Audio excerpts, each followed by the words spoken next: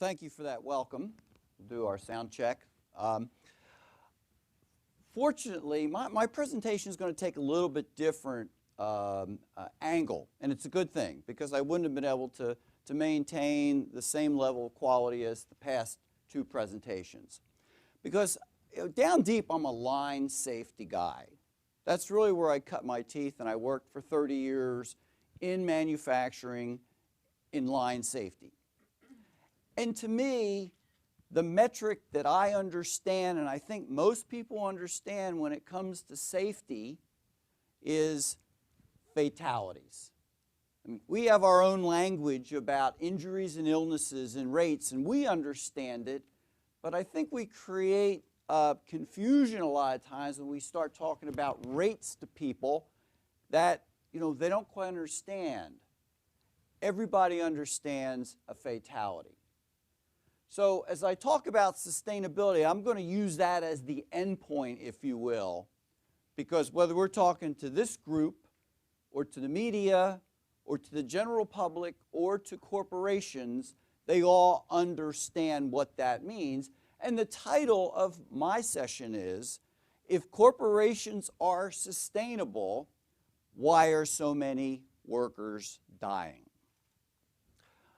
You've heard a lot about sustainability. Kathy showed some slides as to what sustainability is. Let me just elaborate with a couple slides a little bit further to say, why are we in the safety and health community talking about sustainability? Where do we reside in this discussion? One definition is sustainability is generally considered to be the combination of the following elements that, when balanced, lead to a productive future. And those three elements are economic, environmental, and social. A healthy environment, a vibrant economy, and equitable society. If they're not in balance, we won't have a sustainable, an organization won't have a sustainable future. Another way to look at that is sustainability sometimes is referred to as the 4 Ps. People, planet, profit, and principles. From a safety standpoint, do we show up in these definitions? Well, of course we do. We're about people. We're about the safety of people.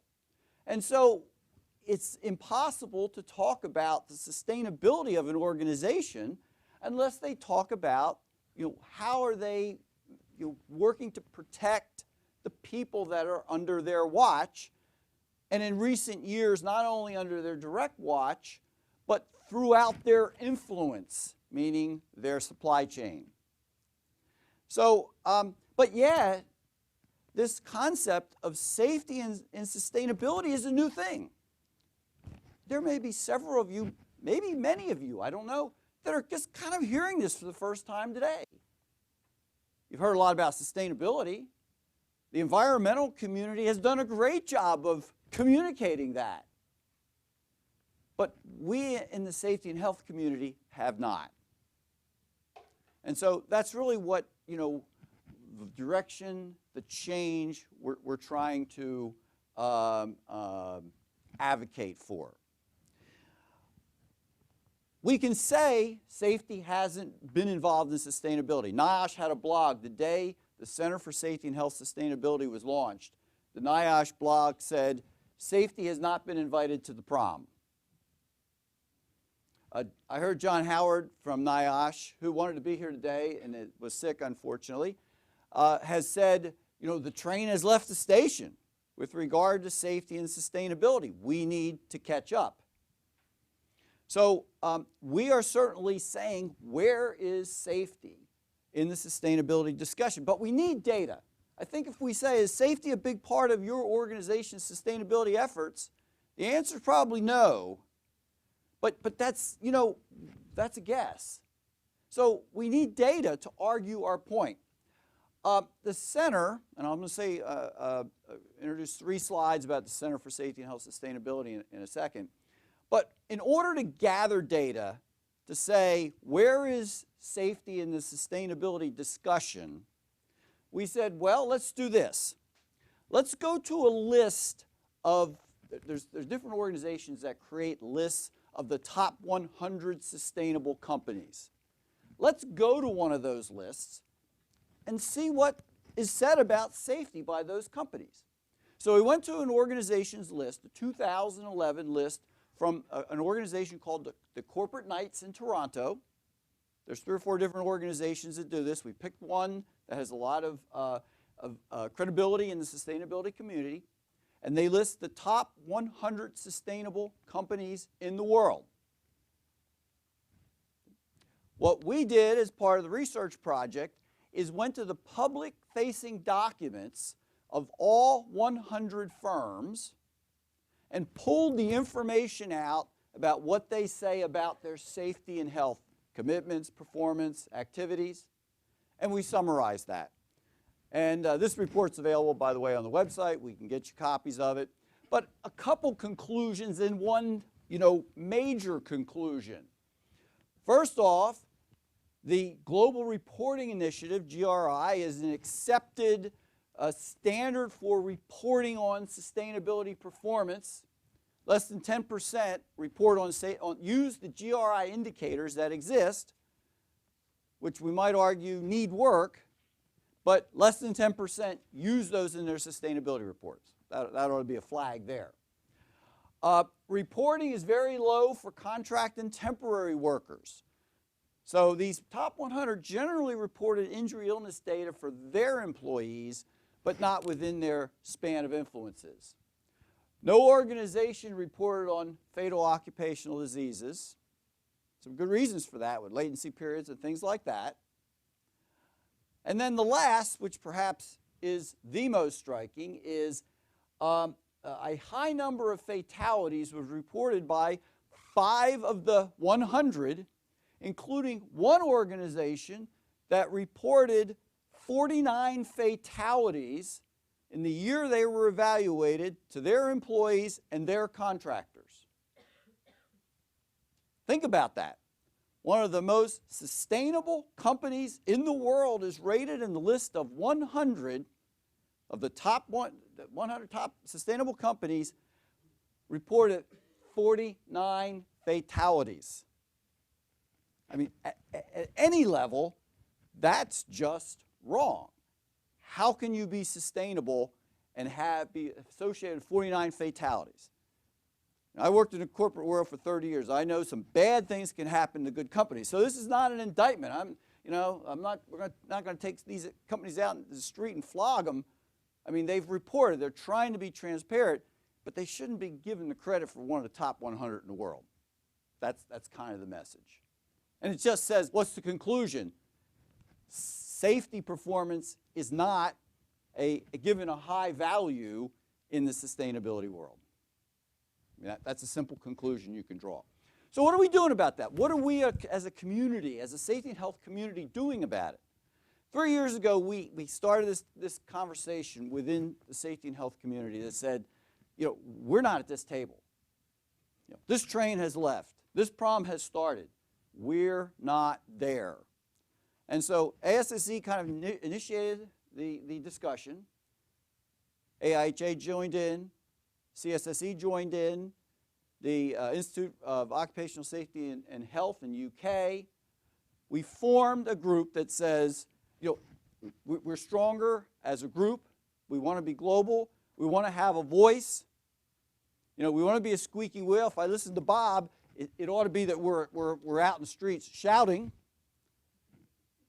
But we have to get our message out. And so we formed the Center for Safety and Health Sustainability as a forum to do that as a whole. We represent almost 100,000 professionals worldwide and formed this 501c3 nonprofit organization.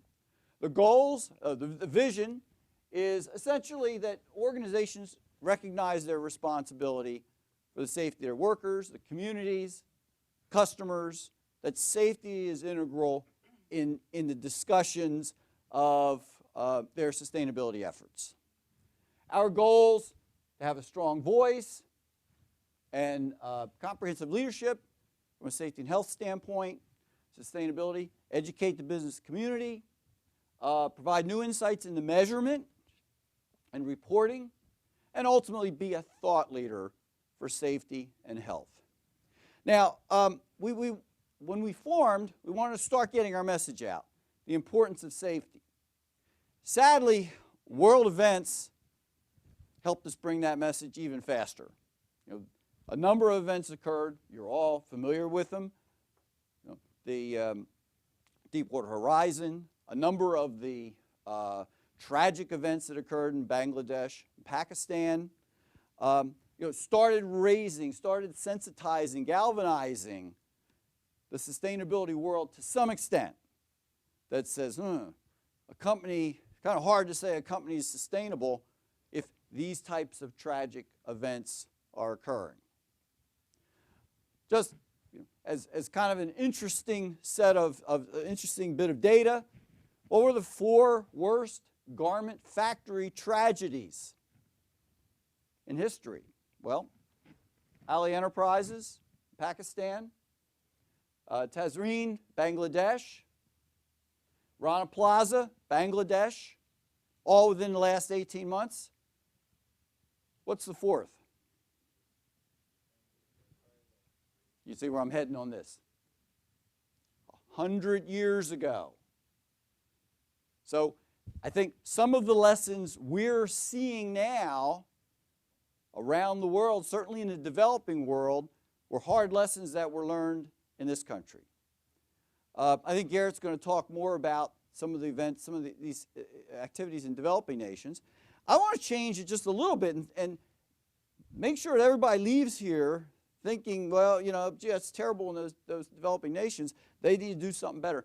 I'm going to just kind of turn it around a little bit and say, wait, this is not just a developing nation issue. So I'm going to move away from developing nations and from supply chains, talk about a couple other areas. And I'm going to steal from Charles Dickens. And I'm going to call it A Tale of Two Cities. And the 2 cities are London, UK, and Doha, Qatar, or Qatar. Apparently you can pronounce it both the same, or either way. London, 2012 Olympics. Qatar, the 2022 World Cup. Major construction projects at both cities, in both cities. And I'm going to give you some numbers, and these are numbers that I've pulled from the media, from the press. So not my numbers, but somebody might want to take some issue with some of them. Fair enough. I'll give you my references. But first, we'll talk about the World Cup, Qatar, 2022 World Cup. Reported as of now, I mean, the thing is still, 8 years away. There have been over 900 fatalities associated with the construction going on in preparation. Projected by an international trade union group, that number will rise to 4,000 by year 2022 if nothing is done. And approximately 2.2 million migrant workers. So I ask, is this a sustainable effort by that country working on those games? I mean, there's a certain tragic irony that you would prepare for games that show tests of strength and endurance, physical fitness to its extreme, and yet be done on the shoulders of 900 dead workers. I mean, the two are incongruous. They just don't, can't measure them together. Now, has the country recognized it? Yes, they have. Have they implemented measures? Said they have. So, we'll see. This is certainly observed. Let's compare. I said it's a tale of 2 cities. I've only given you 1 city. The second city is London, home of the 2012 Olympics. Safest Olympic Games in terms of construction. 46,000 workers, 62 million hours worked. Number of fatalities, 0. Can it be done? Can complex projects be initiated, performed, executed in a safe manner? Absolutely. I did, curiosity, somebody will say, what about all the other games? Well, you know, internet these days, you know. Barcelona 96, 1 fatality. Sydney 2000, 1 fatality. Athens 04, 14 fatalities. Beijing 08, 10 fatalities. Of course, London 0. Sochi recently 25. And so far Brazil, which is both World Cup and Olympics, 6. So these are the published numbers I found. And just as a gee whiz, Golden Gate Bridge, 1930, 11. So just some perspective. I'm going to give you another slide. I'm going to call it A Tale of Two More Cities. You can hear Dickens rolling over in his grave, I probably presume. Tale of Two More Cities. Let me back up and say, you know, hadn't said much about the U.S. yet. Not because we're really all that good. I just haven't said anything about it yet. Two more cities. The City Center Project, Las Vegas, Nevada. One World Trade Center, New York. Las Vegas City Center Project, which some people have called the City Cemetery. I guess that'll tell you where this is heading. $9.2 billion project, largest privately funded in the U.S. Big project. 8,000 construction workers. LEED approved. This major construction project received recognition, you know, the top green environmental award. Yet, had at least 12 construction fatalities. Probably would have had more, except for an expose done by the Las Vegas Sun, which ultimately resulted in a Pulitzer Prize for that newspaper, that highlighted the issues associated. And there are lots of blame to go around. And as a result, and actions by national OSHA, you know, the string of fatalities well, you know, was brought to an end, but serious safety problems existed. Contrast that to another project of that magnitude. New York, the One World Trade Center just completed. 10,000 construction workers. A $3.9 billion project. I'm having a little hard time reconciling that was 3.9 and City Center was 9.2. I mean, I'm just reporting the facts. You could argue complicated project, densely populated area. Imagine doing that building, you know, the tallest building in the Western Hemisphere, you know, over millions of commuters, let alone the people up on top of the steel and, you know, building this building. Safety record, 0 fatalities. So, you know, my comparison of A Tale of Two Cities shows that you know, complex projects, you know, are not a reason that organizations can't achieve safety performance. And when we talk about sustainability of safety performance, you know, those that made it work, London, New York, had reasons, had plans, had execution to achieve those results. One last thing I'd like to leave you with. We've talked about the Center for Safety and Health Sustainability. Talked a lot about safety, about fatalities, traumatic injuries.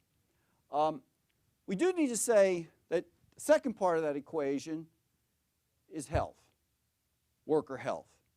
And some information from the ILO, and this is global data, and it's probably very broad and very generalized, but essentially 2.3 million people die, according to the ILO, roughly in the globe, around the globe each year. 337 million work-related accidents. 160 million people with occupational disease. And it represents a big part of the global GDP, 4%. On a global basis, that's a lot of money. But the health issues probably don't get the fanfare. and people exposed to health hazards at the workplace, resulting in chronic illness, fatalities. Many of these numbers are hard to get our hands around. Even in the U.S., the number I've heard recently, and during the question and answer, somebody wants to chime in, somebody from NOSH perhaps might have a better handle on this, is it's estimated 50,000 people a year in the U.S. die of occupational diseases. And again, the latency period, think asbestos, exposure, may occur now, sometimes effects aren't seen for 30 years. So it's hard to make that cause and effect. But, we can't overlook the health issues. And once again, you might say, well, and you can imagine in the developing nations, some of the issues we've talked about in, Rana Plaza and some of those other areas where basic safety requirements aren't being complied with or included, you can only imagine that some of the health issues are, just way off the radar.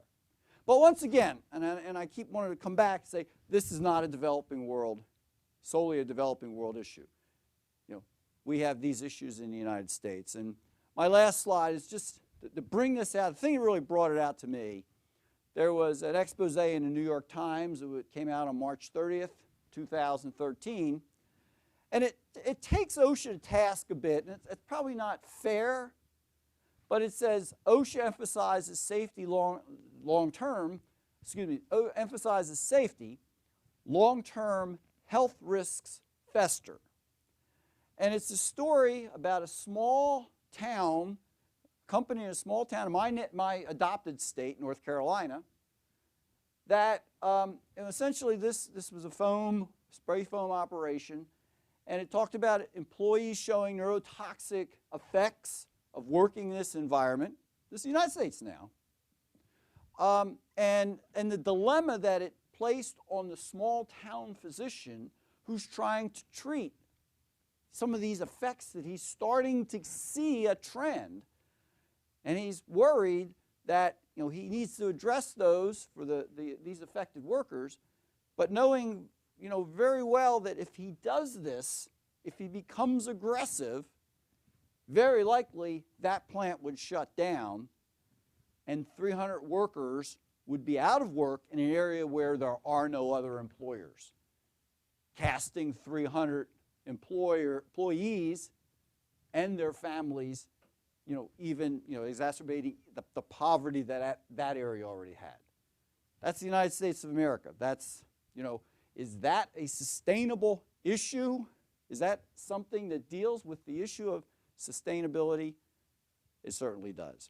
So thank you for the opportunity to kind of, again, I presented at a different level, kind of the base level that says, I can understand fatalities, and if they're still happening, companies that are claiming to be sustainable still have a long way to go.